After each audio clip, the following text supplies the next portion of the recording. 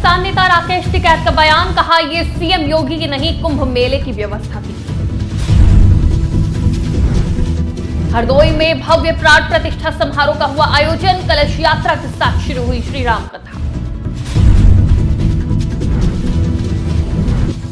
बरेली में पुलिस ने नशा तस्करों पर कसा शिकंजा, आरोपियों के पास से 21 लाख की अफीम बरामद। बरेली में पीएसी जवान ने दोस्तों संग की पत्नी की हत्या, पुलिस ने किया हत्या का खुलासा। गोरखपुर में खुद को वकील बताकर युवक ने महिला से वसूले 50,000 रुपए मांगने पर महिला से किया भद्रता। नमस्कार, आज की खबर में आपका स्वागत है। मैं हूं आपके साथ शिखा मेहरोत्रा। शुरुआत करते हैं उत्तर प्रदेश खबरों की। मिर्जापुर के धौरूपुर गांव में पहुंचे किसान नेता राकेश टिकैत ने कुंभ मेले की व्यवस्था को सराहा। इस दौरान उन्होंने कहा कि ये सीएम योगी की नहीं कुंभ मेले की व्यवस्था थी। उन्होंने प्रदेश, केंद्र और प्रदेश सरकार पर विकास के नाम पर किसानों की जमीन हड़पने का आरोप लगाया। साथ ही कहा कि सरकार बालू, मोरंग और सरिया तो बाजार भाव से लेती है, लेकिन किसानों की जमीन सस्ते दर पर ले रही है। तो भूमि अधिग्रहण का यहाँ पे इशू है कई गांव का। एक बार रुक गया था, लेकिन फिर किसानों के पास में नोटिस आए हैं, तो किसानों को जागरूक रहना पड़ेगा। जिस तरह से जमीन के रेट इन्होंने सर्कुलेट नहीं बढ़ाए 2013 से, तो ये लगता है कि किसान की जमीन ये फ्री में लूटना चाहते हैं। पहले सर्कुलेट उसका बढ़ावे पूरे देश भर में, प्रदेश में, और कहीं अधिग्रहण करना है तो जो भूमि अधिग्रहण एक्ट बना था 2013, उसके तहत अधिग्रहण करें। उसमें 70-80% किसानों की सहमति चाहिए और 20% का ये अधिग्रहण कर सकते हैं। उसका अनुपालन नहीं होगा तो आंदोलन और संघर्ष होंगे। तो भूमि अधिग्रहण का यहाँ हरदोई में भव्य प्राण प्रतिष्ठा समारोह का आयोजन हुआ। इस शुभ आयोजन की शुरुआत कलश यात्रा के साथ हुई, जिसमें बड़ी संख्या में श्रद्धालु भाग लेंगे। वहीं 7 दिवसीय श्री राम कथा का भी आयोजन हुआ, जो 6 मार्च तक प्रतिदिन दोपहर 3 बजे से शाम 6 बजे तक आयोजित की जाएगी। बरेली में पुलिस ने नशा तस्करों के खिलाफ एक बड़ी कार्रवाई को अंजाम देते हुए एक महिला समेत 3 तस्करों को गिरफ्तार किया है। पुलिस ने इनके पास से 1 किलो 492 ग्राम अफीम बरामद की है, जिनकी अंतर्राष्ट्रीय बाजार में कीमत लगभग 21 लाख रुपए आकी गई है। पुलिस ने इस कार्रवाई से नशे के अवैध कारोबार को एक बड़ा झटका लगा है। आज दिनांक 28/2/25 को थाना फरीदपुर पुलिस टीम द्वारा मुखबिर की सूचना के आधार पर 3 अभियुक्तों को गिरफ्तार किया गया है। इनके द्वारा अफीम की अवैध तस्करी की जा रही थी।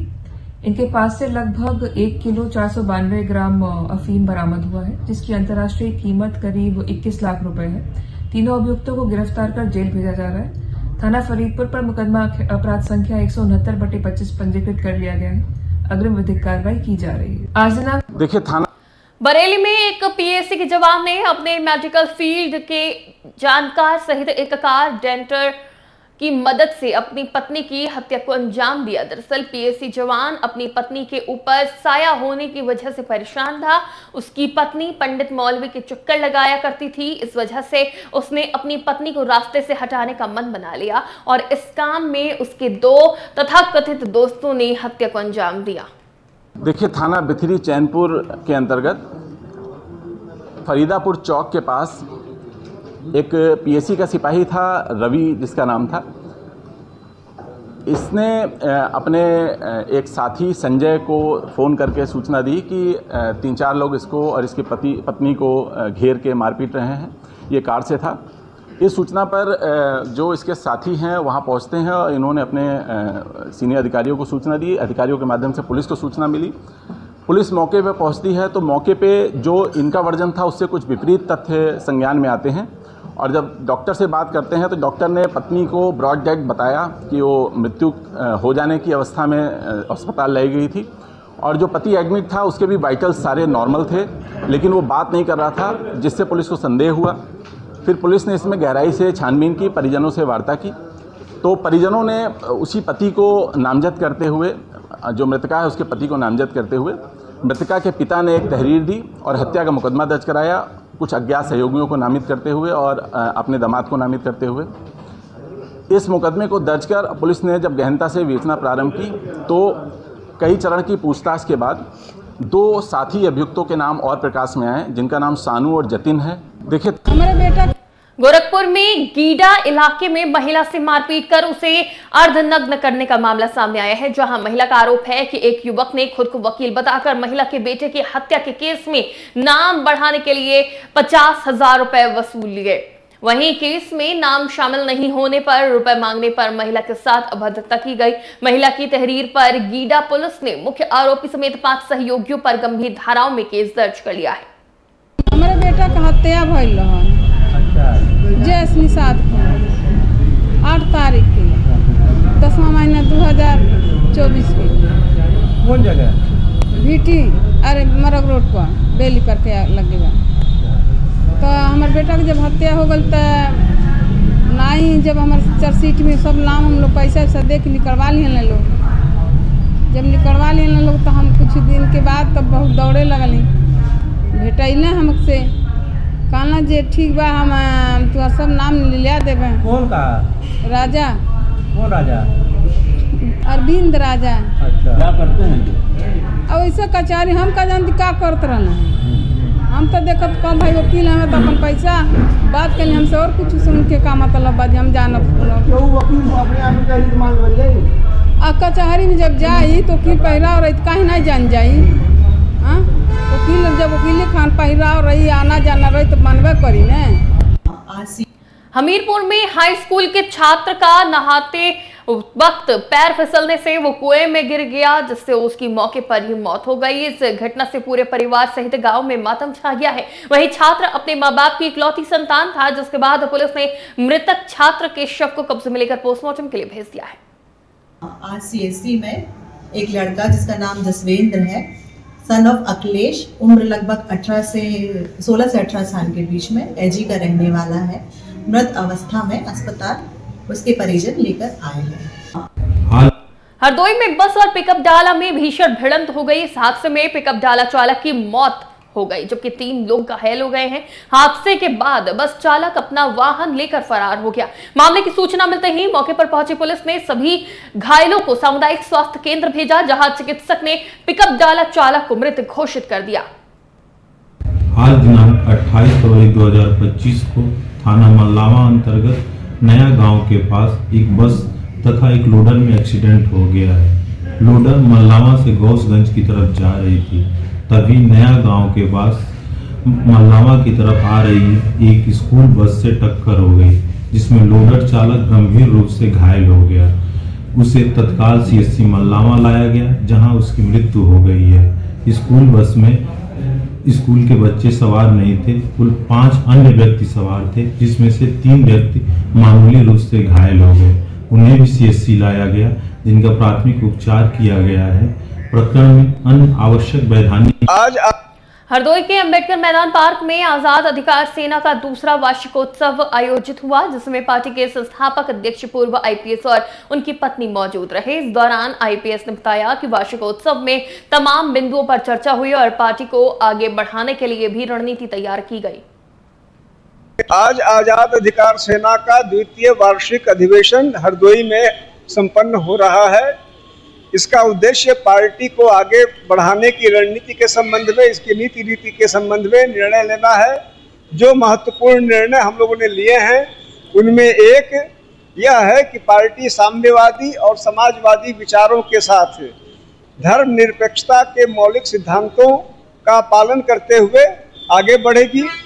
जो महत्वपूर्ण निर्णय है उनमें एक हमने यह भी लिया है कि पार्टी एक एंटी बाबा ब्रिगेड बनाएगी, जिसमें ऐसे एंटी फर्जी बाबा ब्रिगेड बनाएगी, जिसमें ऐसे जो हर धर्म में फर्जी बाबा हैं उनको चयनित करना, उनको जनता तक लाना और भोली भाली जनता को जिस प्रकार से वो उनके साथ गलत कर रहे हैं उनसे उनकी सुरक्षा संरक्षा करना, ये एंटी फर्जी बाबा स्क्वाड का काम होगा।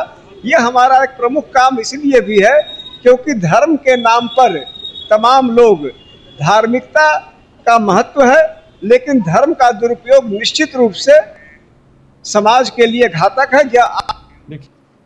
भारत ने सनातन की मशाल जलाने वाली प्रसिद्ध संस्था ब्रह्म राष्ट्र एकम विश्व महासंघ के बैनर तले स्वामी कृपानंद जी महाराज राज को श्री कुल दिव्यांग पीठ का प्रथम महामंडलेश्वर बनाया गया। वहीं स्वामी कृपानंद महाराज का पट्टाभिषेक श्री कुल पीठाधीश के डॉक्टर सचिंद्रनाथ महाराज की अगुवाई में किया गया।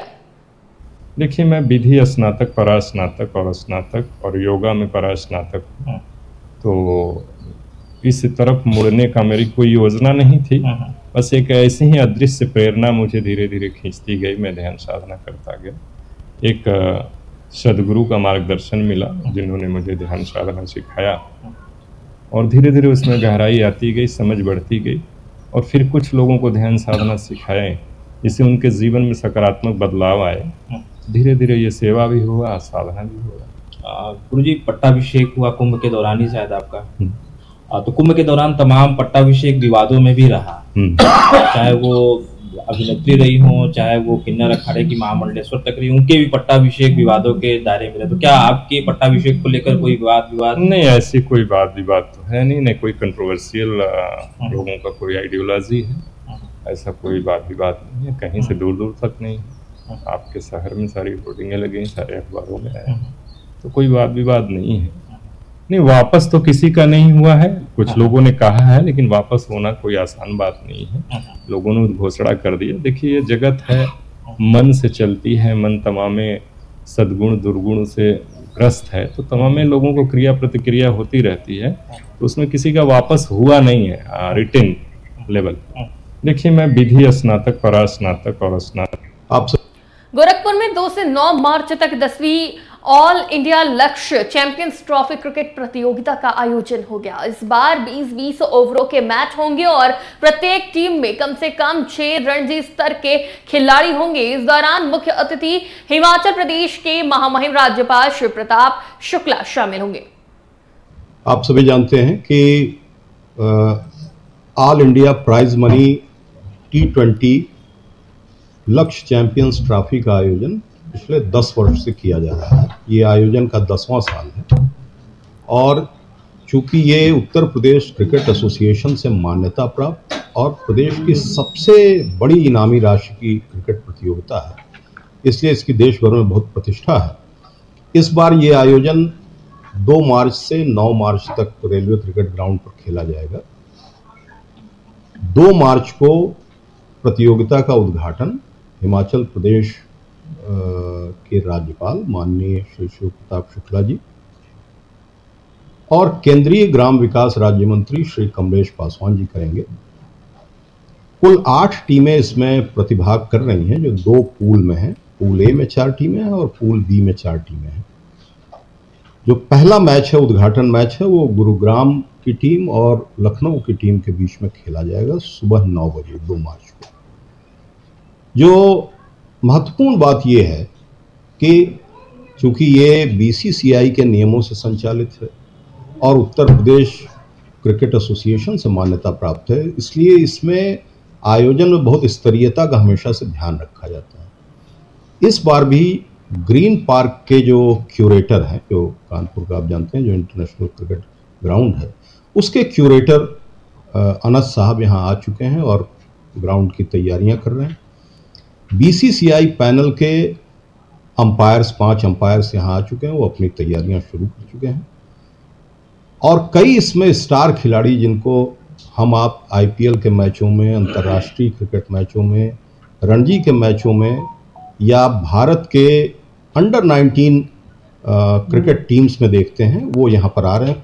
आप सभी उत्तर प्रदेश की खबरों में फिलहाल इतना ही। देश और दुनिया की तमाम खबरों के लिए देखते रहिए आज की खबर।